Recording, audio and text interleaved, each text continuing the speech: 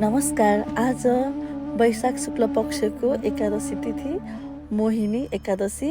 यस पावन दिनबाट मलाई गीताजीका श्लोकहरू प्रत्येक दिन एउटा एउटा गरी राख्न मन लाग्यो, जुन यस प्रकार छ।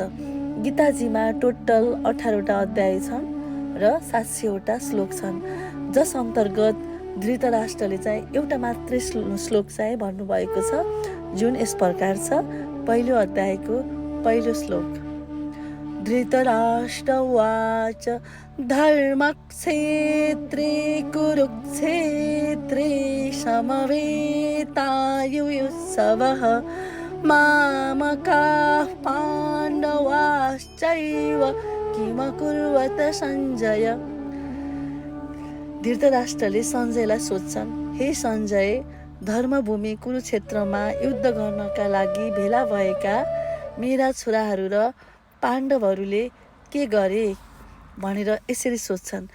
यसको भावार्थ चाहिँ हामीले के बुझ्छौँ भन्दा, धृतराष्ट्रको यो प्रश्न केवल युद्धको बारेमा होइन, यो प्रश्नले उनको पक्षपात र चिन्तालाई पनि झल्काउँछ, किनकि उनले मामका अर्थात् मेरा छोरा र पाण्डवा अर्थात् पाण्डुका छोरा भनेर फरक गरेको छन्।